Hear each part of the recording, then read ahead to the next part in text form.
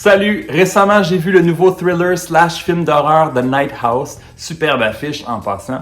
Et c'est maintenant à l'affiche au cinéma. C'est réalisé par David Bruckner qui a réalisé The Ritual en 2017. Ça m'en vedette Rebecca Hall qu'on a pu voir dans le film Godzilla vs. Kong un peu plus tôt cette année. C'est maintenant disponible sur Crave. Il y a aussi Sarah Goldberg qu'on a vu il y a 3 ans dans The Hummingbird Project. Et aussi Stacey Martin qu'on a pu voir plus tôt cette année dans la série Netflix The Serpent.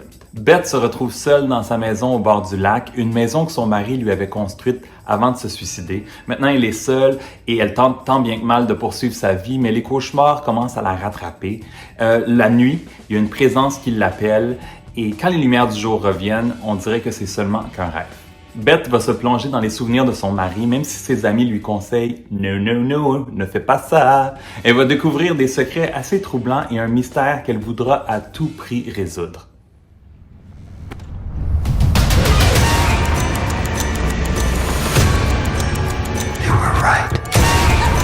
You were right. Il y a une certaine lourdeur qui plane tout au long du film. Rebecca Hall porte vraiment le film sur ses épaules parce que la moitié du film n'a à peu près pas de dialogue. Et une chance qu'elle est convaincante, elle est vraiment excellente. Et je n'ai pas nécessairement un problème avec le manque de dialogue parce que ça a été très bien fait dans Quiet Place 1 et Quiet Place Part 2. Il y a une superbe direction photo. Les plus sensibles vont faire quelques sauts. Les coupures entre les rêves et la réalité sont assez secs par moments. Le scénario, l'histoire est vraiment très intrigante, surtout dans la première moitié, mais pas du tout satisfaisante parce que le scénario est vraiment très moyen.